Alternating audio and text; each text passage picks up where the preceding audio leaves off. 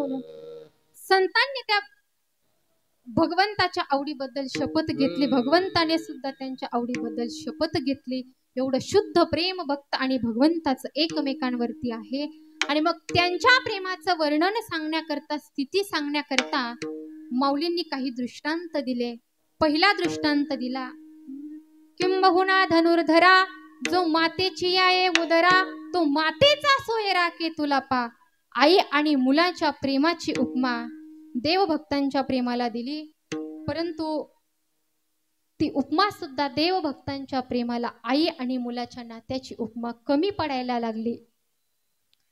कारण तो मुलगा ज्यावेळेस लहान असतो त्यावेळेस तुम्ही त्या मुलासमोर लाखो रुपये ठेवा, खेळणी ठेवा, काही ठेवा, परंतु त्यावेळेस तो मुलगा आईशिवाय कुणाकडेच जात नाही. फक्त आई त्याला त्यावेळेस लागते. आणि त्या आईचं तर वर्णन केलेलं आहे, ऐसी कळवळ्याची जाती करीला भाविन प्रीती. खूप प्रेम ती आई आपल्या बाळावरती करत असते. आई लेकराला कडेवर उचलून घेते, कारण तिला वाटतं जे मी पाहिलंय ते माझ्या लेकराला सुद्धा पाहता यावं. परंतु बाप कधीच त्या लेकराला कडेवर घेत नाही, तो खांद्यावर घेतो, डोक्यावर घेतो. कारण त्या बापाची इच्छा असते, जे सुख मी उपभोगले, जे मी पाहिलंय ते माझ्या लेकराने पाहावंच, परंतु जे मला पाहता आलं नाही ते सुद्धा माझ्या लेकराने पाहावं. आणि म्हणून तो बाप त्या लेकराला डोक्यावरती घेत असतो. म्हणून जोपर्यंत आई वडील आहेत तोपर्यंत त्यांची किंमत करा. कारण ढगाळ गेलेला सूर्य पुन्हा दिसतो, ढगाळ गेलेला सूर्य पुन्हा दिसतो, परंतु मातीआड गेलेले आई वडील परत कधीच दिसत नाही. आणि म्हणून जीवनामध्ये काहीच कमवता आलं नाही तरी चालेल, परंतु त्या आई वडिलांचे आशीर्वाद आपल्या सोबत असले पाहिजे. कोई दुख की घड़ी उसे डरा नहीं सकती, कोई दुनिया की ताकत उसे हरा नहीं सकती. कोई दुख की घड़ी उसे डरा नहीं सकती, कोई दुनिया की ताकत उसे हरा नहीं सकती. जिस पे मेहर हो अपने माता पिता की, उसको ये दुनिया कभी मिटा नहीं सकती, उसको ये दुनिया कभी मिटा नहीं सकती. आणि म्हणून सुंदर प्रकारे सगळ्यांनी त्या आई वडिलांची सेवा केली पाहिजे. आणि त्या आई वडिलांची सेवा केल्याच्या नंतर काहीच दुसरं पुण्य करण्याची आपल्याला गरज पडत नाही. कारण सकळ तीर्थाचे धुरे जे का माता पितरे, तया सेवेसी किर शरीरे लोण की जे. म्हणून जीवनामध्ये दुसरं काहीच कमवता आलं नाही तरी चालेल, फक्त आई वडिलांचे आशीर्वाद माणसाला मिळवता आले पाहिजे. परंतु आज खऱ्या अर्थाने शोकांतिका आहे की त्याच आई वडिलांसाठी वृद्ध आश्रम काढले जात आहेत. परंतु आई वडिलांची सेवा ही प्रत्येकाच्याच नशिबात नसते.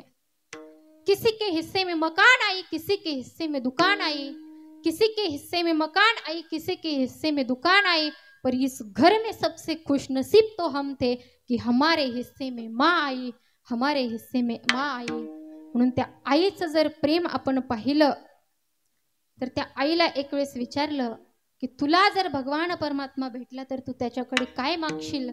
त्यावेळेस त्या आईने दिलेलं उत्तर खूप सुंदर होतं. त्या आईने सांगितलं, देव जरी मज कधी भेटला, माग हवे ते माग म्हणाला.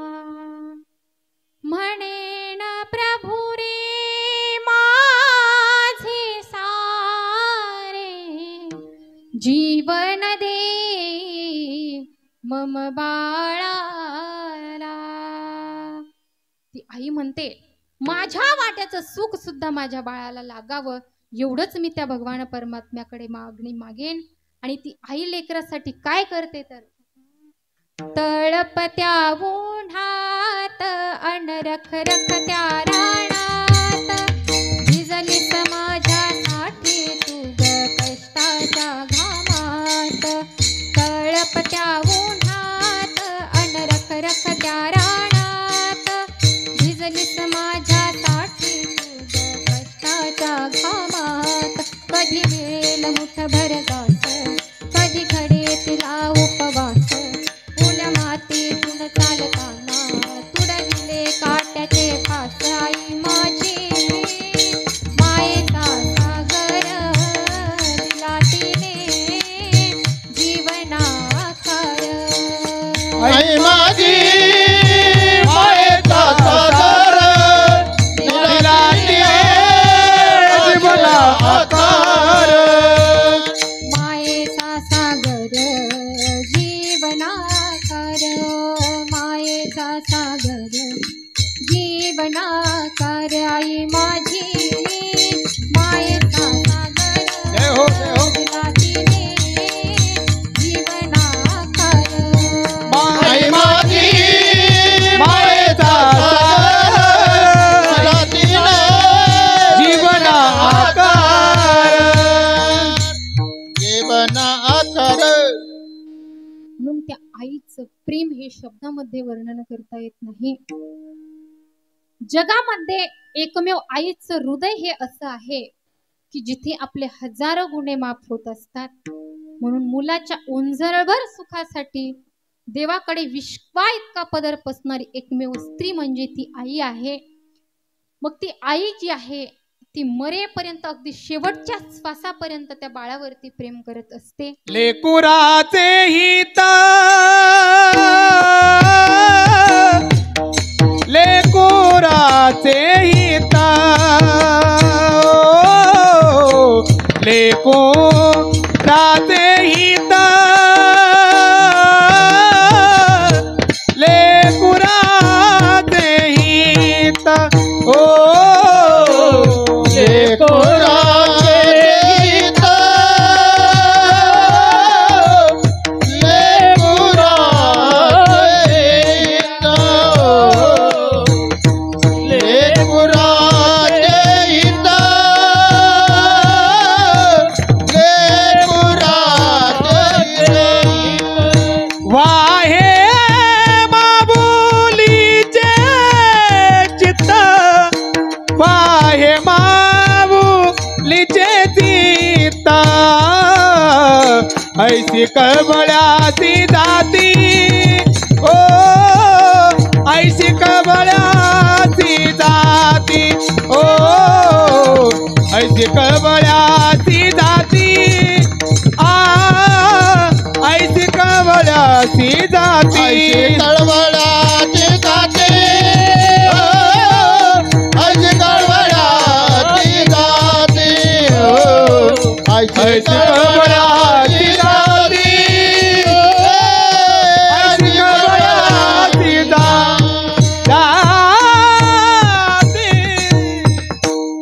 लेकुराचे हित वाहे माऊलीचे चित्त ऐसी कळवळ्याची जाती करीला भावेन प्रीती.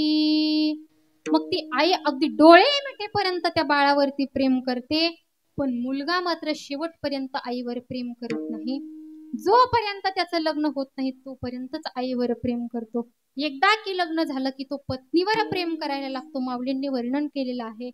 पहिली बाळ दशे आई बाहेची पिसे ते सरे मग स्त्री मासे भुलवणी ठाके. एकदा की लग्न झालं की तो पत्नीवर प्रेम करायला लागतो. आणि एका वस्तूवर प्रेम निर्माण झालं की दुसऱ्या वस्तूवरचं ते आपोआप कमी होत असतं.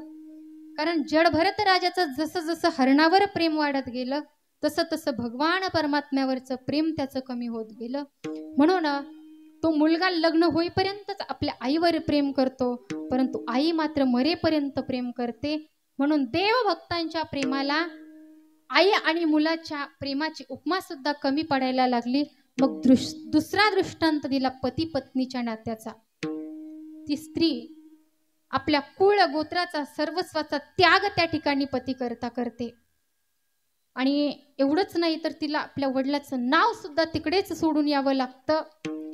आणि मग ज्या प्रकारे ती स्त्री आपल्या पतीशी अनन्य असते तसाच जो भक्त भगवंताशी अनन्य आहे तोच भगवंताला आवडतो. परंतु माऊलींना याच्यातही एक उणीव सापडली. माऊली म्हणतात पत्नी प्रेम करते परंतु काहीतरी स्वार्थ तिचा आहे. निस्वार्थ प्रेम ती करत नाही. भावेन देवम कलया नरेंद्रम धनेन कांता कपटेन शत्रू.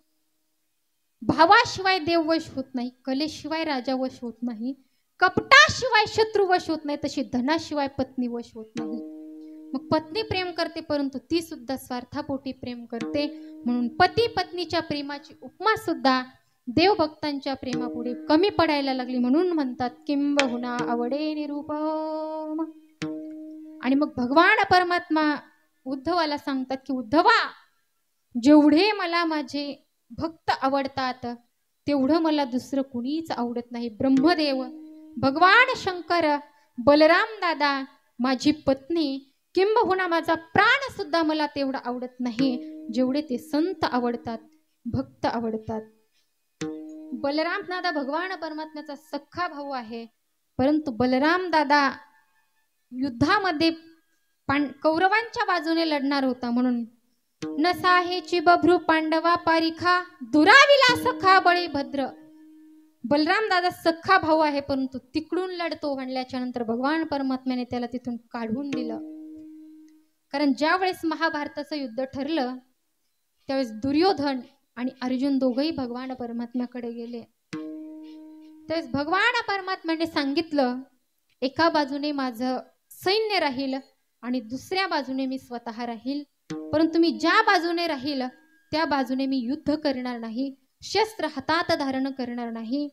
सांगेन त्या फक्त 4 युक्तीच्या गोष्टी. आता दुर्योधनाने विचार केला, हा शस्त्र उचलणार नाही म्हणतो, युक्तीच्या 4 गोष्टी सांगेन म्हणतो, मग त्या सुद्धा खऱ्या सांगतो की खोट्या? दुर्योधन म्हणाला, भगवंता मला तुझं सैन्य पाहिजे. भगवंत म्हणाले, घेऊन जा. दुर्योधन तिथून निघून गेला, सैन्य घेऊन गेला. आता अर्जुन तिथे बसलेला आहे आणि भगवंताचं आणि अर्जुनाचं नातं हे मेवण्यांचं होतं. भगवान परमात्मा अर्जुनाची चेष्टा करायला लागले. भगवंत म्हणतात, अर्जुना हार तो तेरी निश्चित है, तू हो जाएगा उदास. दुर्योधन तो माखन ले गया, छाछ बची है तेरे पास. भगवंत म्हणतात, अर्जुना दुर्योधन लोणी घेऊन गेलाय, आता फक्त ताक तुझ्याकडे शिल्लक आहे. परंतु तो अर्जुन होता, त्याने सांगितलं, भगवंत तसं नाही, जिद तो मेरी निश्चित है मैं नहीं होऊंगा उदास. जिद तो मेरी निश्चित है मैं नहीं होऊंगा उदास. दुर्योधन तो माखन ले गया लेकिन माखन चोर है मेरे पास. आणि म्हणून त्या ठिकाणी अर्जुन भगवंताला सांगतो की भगवंता दुर्योधन फक्त लोणी घेऊन गेलाय, पण लोणी चोरणारा माझ्या ताब्यात आहे. आणि त्या पांडवांनी आपलं सगळं जीवन त्या भगवान परमात्म्याच्या चरणावरती अर्पण केलेलं होतं. जीवन है तेरे हवाले मुरलिया वाले, जीवन है तेरे हवाले मुरलिया वाले, जीवन है तेरे हाथ मुरलिया वाले, जीवन तेरे हवाले मुरली वाले, जीवन है तेरे हवाले मुरलिया वाले. हो मुरलिया वाले, हा हा हा मुरलिया वाले, ओ मुरलिया वाले, हा हा हा मुरलिया वाले. बाके मुरलिया वाले प्यारे मुरलिया वाले, बाके मुरलिया वाले प्यारे मुरलिया वाले. जीवन है तेरे हवाले मुरलिया वाले, जीवन तेरे हवाले मुरलिया वाले, जीवन तेरे हवाले मुरलिया वाले. ते पांडव म्हणतात, हे भगवंता मैं कठपुतली तेरे हाथों की, चाहे जैसे तू न चाले मुरलिया वाले. जीवन है तेरे हवाले मुरलिया वाले.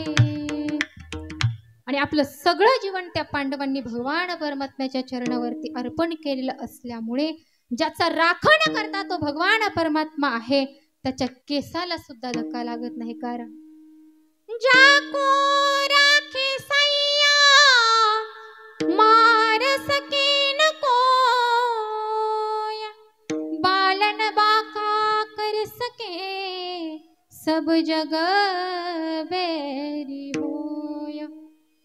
ज्याचा रक्षण करता तो भगवान परमात्मा आहे, त्याचा